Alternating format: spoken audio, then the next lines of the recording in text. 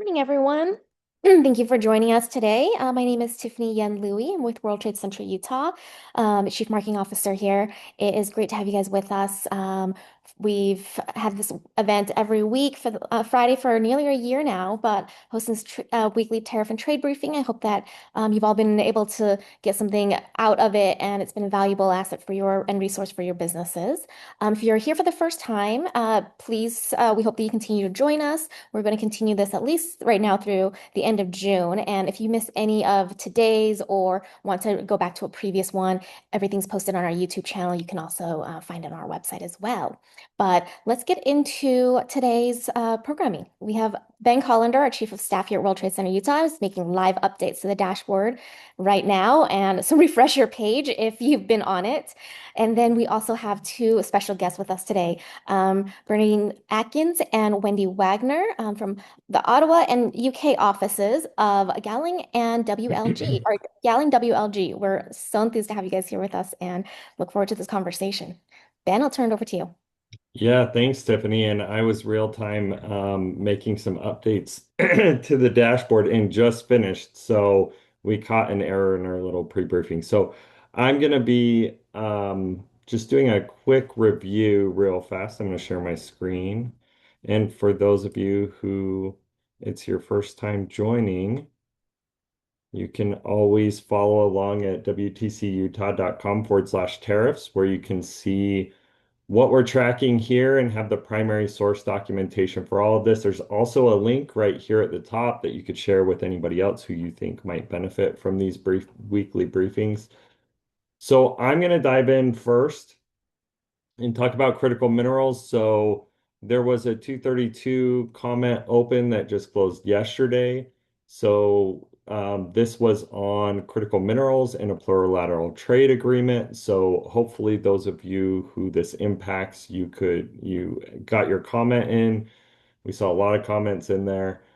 And just a reminder, we're going to go through a lot of tariffs right now. IEEPA didn't have really a comment period, but these others have comments. The reasons why you're wanting to submit comments, one is to have your voice be heard and your position documented, but also if you need some sort of legal recourse down the road, the government's required to look at every substantive comment and incorporate it into at least what they have and have some justification for it when these tariffs come out. So if you want some legal remedy down the road, the best way to do it is through public comment. So just a reminder, another thing I'm going to go down briefly is that the United States and Mexico announced next steps in the bilateral trade agreement for USMCA. So this is part of the joint review process that happens in early July.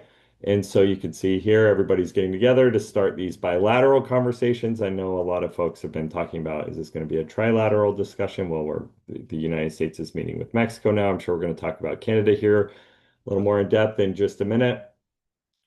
We talked about the 301s last week briefly. We talked about the excess manufacturing. There's also a 301 that's out for countries um, not enforcing forced labor standards. So forced labor is like basically, maybe you imprison people and have them work for free for your country to bring down prices and export goods at extremely low costs, as an example. And there are other ways to describe it, but there are 60 countries, and it's not targeting the countries who do forced labor, but rather the countries who import goods from countries that are doing forced labor. So you could probably read into this, China is a main target here.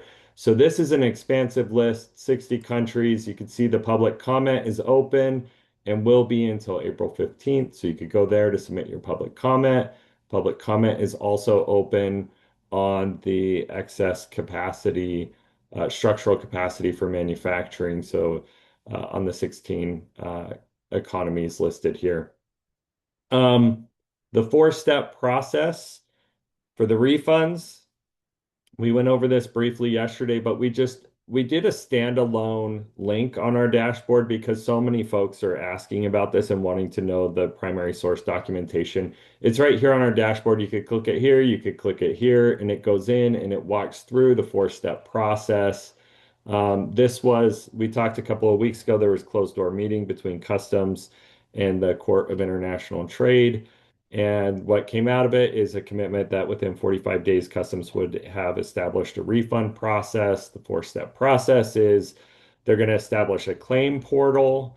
There are more details there. There's going to be mass processing established. Then they're going to review liquidation and reliquidation claims and then get through the refund process as well. So there are way more details on the dashboard on that document. If you click it and go into it, if you're wondering what that looks like, that's where to access it on our dashboard. And we continue to track the 122 tariffs as well and the legal actions that are coming from many of the states in protest um, of those new tariffs. So those are in effect until July 24th for now, and so we continue to track any disruptions to that, whether it's legal or an end to it. We don't see any immediate interventions by Congress to extend it beyond the 150 days, but we'll continue to keep everybody posted on that. And with that, I'm going to pause because I really want to hear from Wendy and Bernardine in our pre-session. They had some really interesting comments, and I'm just so excited to hear from you guys. So I'm going to hand it over to you, Wendy. Thanks so much, Ben. Yeah, hi everyone. So I'm just going to give a brief update on and focused update on where we're at with USMCA, which we refer to as CUSMA in Canada, and of course TMEC in Mexico. Unfortunately, at least from the Canadian perspective, this isn't a routine check-in. That mandatory joint review that everyone's been hearing about has to begin by July 1st, 2026. And we wish it were, I think, what was originally contemplated, which was just kind of a quick check-in and a gauge as to whether the agreement could be extended out to 2042. But I think that's not sort of what it's shaping up to be and what it's looking like, which has got everyone, at least in Canada, pretty nervous about that. Just to give some context, USMCA underpins about 1.93 trillion in annual North American trade. So it's an enormous scope of economic activity that it underpins. And you've got a market of about 500 million people, roughly 30% of global GDP. So, I think it goes without saying it's one of the most important trade agreements in the world, said to support about 17 million jobs across North America. And just to put the tariff landscape in some perspective, at the start of 2025, so just last year, it seems like a long time ago now, but it was just last year. Canada in this agreement had faced a trade weighted average tariff for goods flowing to the United States of only 0.1%. So, almost entirely duty-free trade. At today, that average trade weighted tariff stands at 9.8%. So, almost a 10% tariff. US as we stand now, USMCA goods still enter the US duty free. But we've got the 50% Section 232 tariffs on steel and aluminum, 25% auto tariff, and that's really driving that number, as well as the tariffs that apply to non-USMCA qualifying goods. And those, of course, were 35% until IEEPA was invalidated, and now we've got the 10% Section 122. So, this is for Canadian manufacturers, it's obviously a real concern. But as most will know, that effective 9.8% tariff is, normally paid by U.S. importers, no matter how that's sort of distributed in the chain of commerce. So where is the process standing right now? The formal process, at least in the United States, has been ongoing since September 2025, when the U.S. opened public comments for the USMCA renewal negotiations, and in December of last year.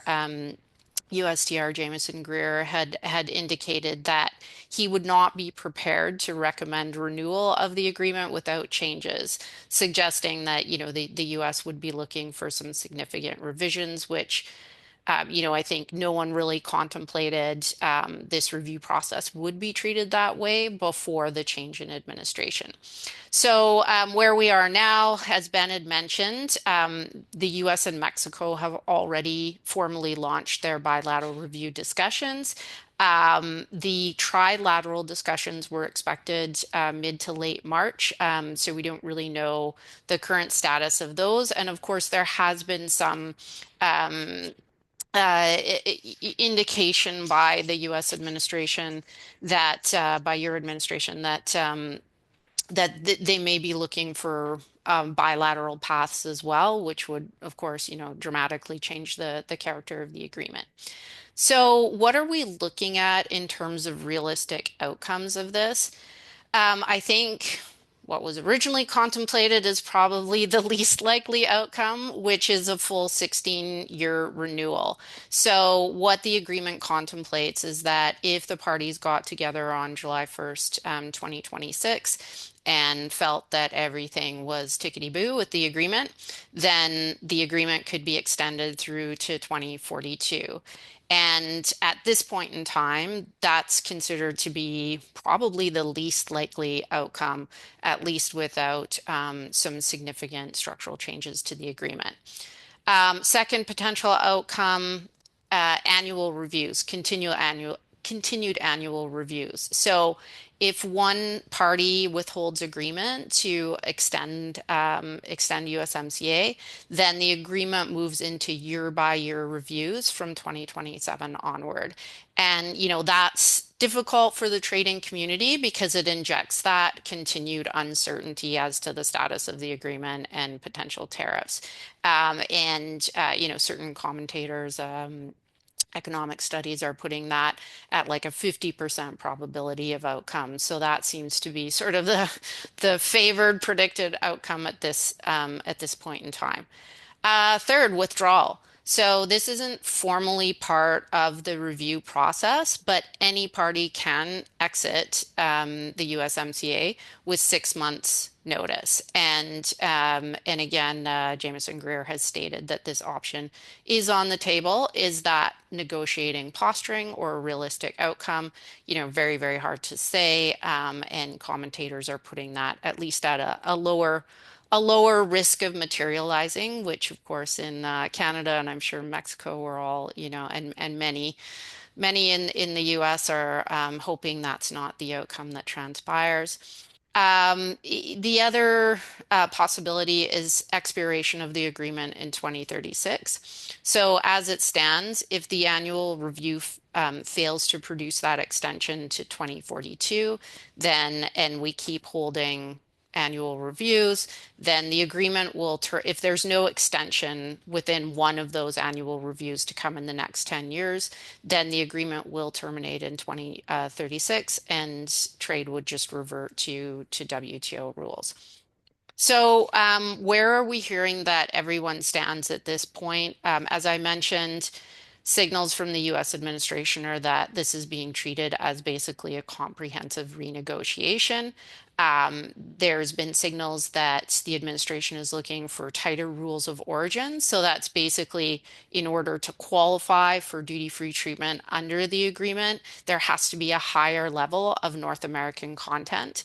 And potentially a level of US content to encourage onshoring. The US has also signaled it's looking for alignment of external trade policy and especially the posture towards China. That's been really difficult from a Canadian perspective because as the uncertainty has increased in terms of North American trade and trade with the US, and as tariff threats have been faced, Canada has really stepped up its diversification efforts in terms of trade with the rest of the world. And one of our major markets or major potential markets is China. So that's really putting putting Canada and Mexico as well in kind of an awkward catch-22 position because we can't rely on the trading relationship with the US, but we also can't freely engage in trade with China, or we compromise even, or face further difficulty via the US. Also, there's some ongoing irritants which have been part of the North American trade landscape for many, many years, things like softwood lumber, dairy markets. Canada's position, we'd love it to be a review, not a renegotiation. Objective is to preserve duty-free treatment under the agreement, hugely important, and also to get some kind of certainty or relief or stability on those sensitive sectors like steel, aluminum, auto, and lumber. Um, from the Canadian standpoint, there's already been significant concessions made. Canada rescinded its digital service tax, which was a trade irritant with the US, committed to 2% spend of GDP on defense, going up to 5% within the next 10 years. So, pass new border security legislation, all of the things that we've heard were something that the US had wanted to happen. Mexico, slightly different approach, more of a quiet diplomacy, not as aggressive in its posture, and also sort of starting at least a bit to participate in that concept of Fortress North America by, for example, putting high auto tariffs on automobiles from China of 50%.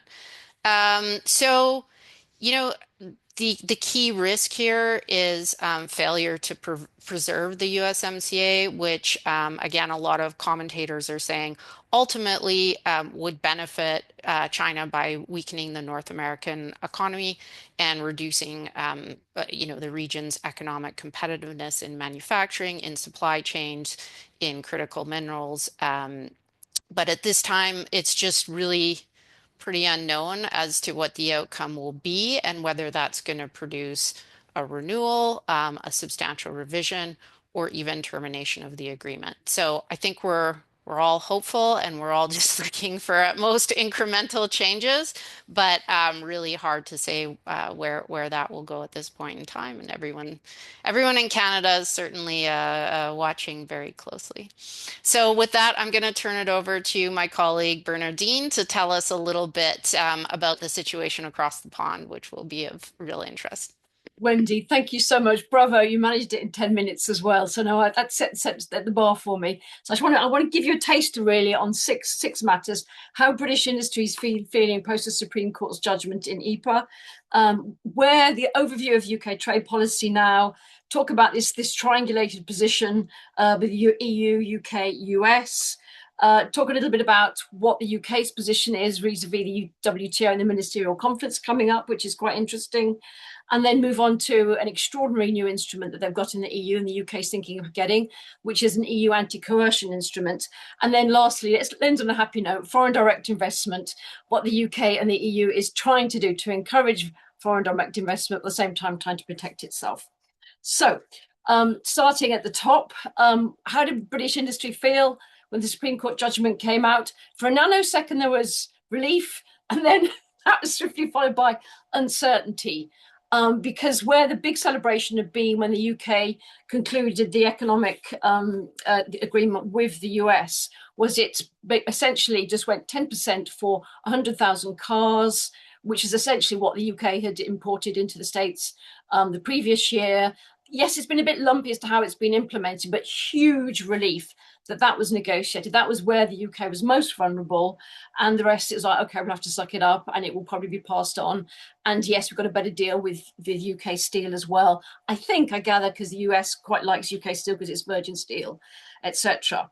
But now, of course, we're now in the soup with everybody else in terms of the other instruments, which are now going to be used. But hopefully what is optimistic to a degree is that the sectors the UK cares about are plopped into the 232 instrument, whereby there is the process, you have to show the level of damage. So hopefully that is a more predictable process. But people are just at the moment in brace position, whatever happens, happens. Not even any great celebrations till you'll get the money back. It's like, yeah, okay, let's just see really whether there can be an offset done against tariffs for the future. So that's post IEPA. UK trade policy. In many ways, our UK trade policy has been a while starting off, because we are babes in the wood with the UK policy. At least we were five years ago when we got our trade policy back. We got our country back because the EU had basically a monopoly over what was called the common commercial policy, the external policy, and the UK, we pulled that policy in with the rest of the EU. So that was a great excitement about what we were going to achieve, was our own independent policy.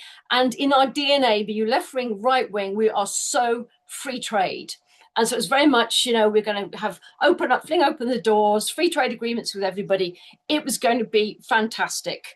And of course, life has not ended like that. So initially we flipped over all the free trade agreements which we had with the EU had concluded with third countries, including very importantly the CETA agreement. All of those were flipped over. So now we're doing our own standalone free trade agreements. We've done one with India, and we will see.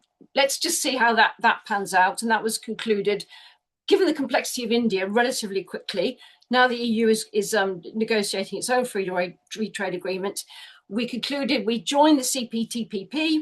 So all that sounds very, very interesting. We made a lot of farmers unhappy with an Australia free trade agreement and New Zealand. But quite frankly, in terms of growth, that has not shifted the dial very much indeed.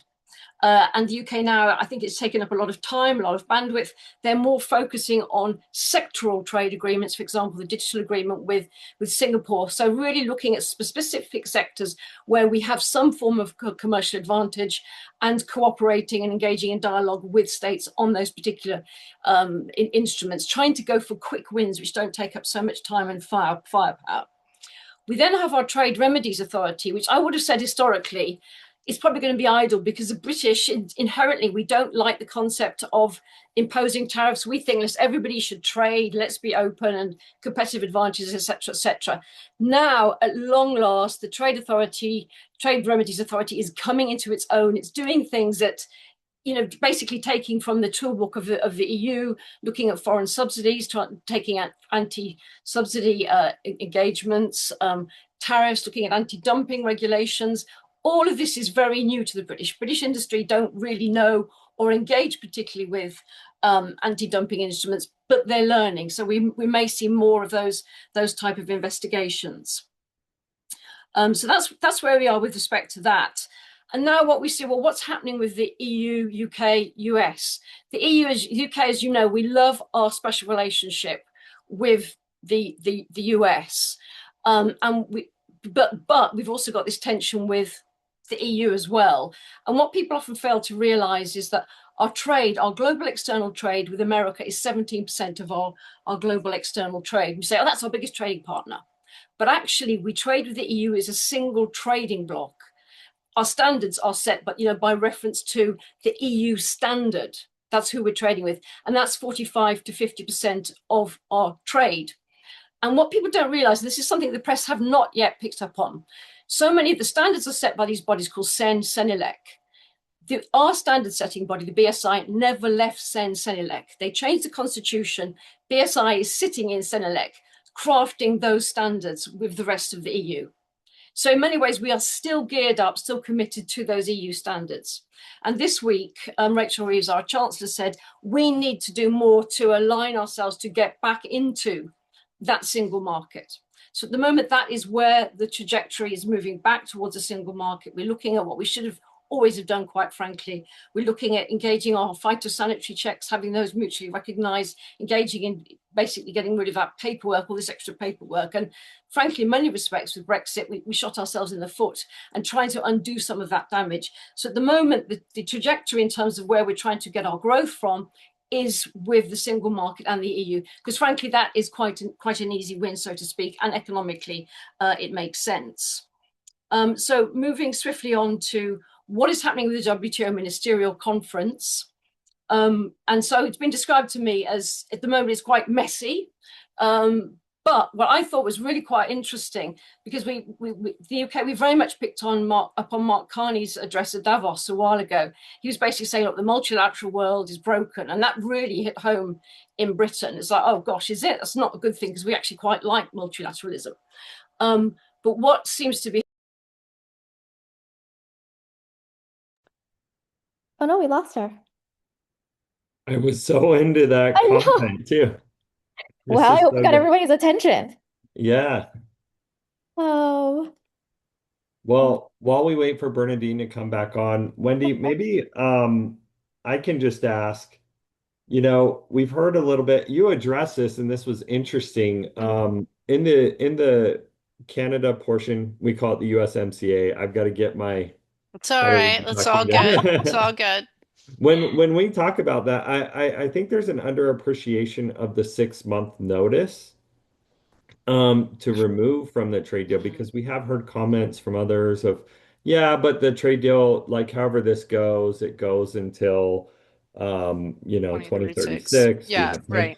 right. Can you walk through what that might look like in terms of process? A lot of our businesses and policymakers who attend want the crystal ball. So will that just be a quick notice done, or is that a dialogue? What's that look like from your angle if that is the path that ultimately? Yeah, I mean, it is just 6 months notice under Article 34.6 of the agreement. So, the agreement contemplates withdrawal. I'm not as well placed to speak to your internal processes Yeah. for that.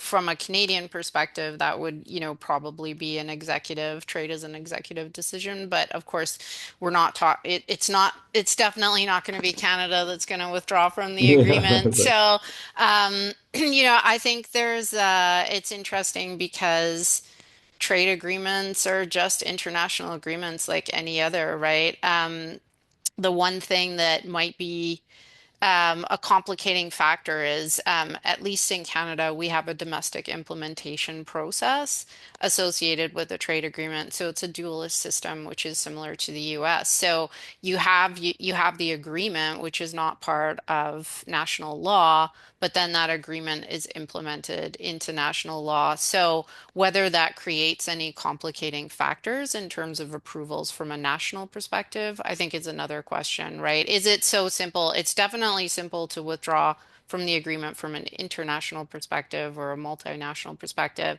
but maybe not so easy from a domestic perspective, depending on what that implementation looked like. Yeah. I know we lost Bernadine, and that was so Yeah, interesting to too hear bad. how that was going to go. You'll I have to have her back another had week. a She's question geared plenty up to on say. IPSID and what her thoughts were there, but that's going to have to be for another day. But Yeah. well, we have another day. Consider that her dramatic drop off that gets Yep. everyone more curious because we're hosting an event with Gowling to talk about doing business in both Canada Oh, and that's the awesome. UK on April 22nd. So we just need to have that carry over into great that. segue, Tiffany. So we'll be set there. Well, Excellent. well, we appreciate your partnership and having you join us Thanks so today. It's much. been such a great Yeah, thanks so much for conversation. having us and Yes. happy to be back anytime. There's no shortage of material. So, Yes, yeah. me too. Well, and I'm going to take the liberty to also do a preview of our upcoming summit on May 6th and 7th, which will send an invitation to everybody here today. We are hosting our annual Crossroads of the World International Trade Summit with our partners at Zions Bank. And this conversation around USMCA, the panel that I'm most excited for is on May 7th. We are kicking off the event with a USMCA discussion. We will have former U.S. Trade Representative Bob Lighthizer alongside Canada's former Trade Minister Mary Ng on a panel to have a conversation about where global trade and USMCA, particularly with Lighthizer as the architect and Minister Ng, who had helped was the implementer of it as well. So It's 10 o'clock. we're looking forward to that. Sorry, just my computer reminding us of time. But please join us for that. And Wendy, I hope that you'll be there too. We'll send you some details. Thank you so much. Thank you. Bye. Bye, Thanks, everyone. everyone.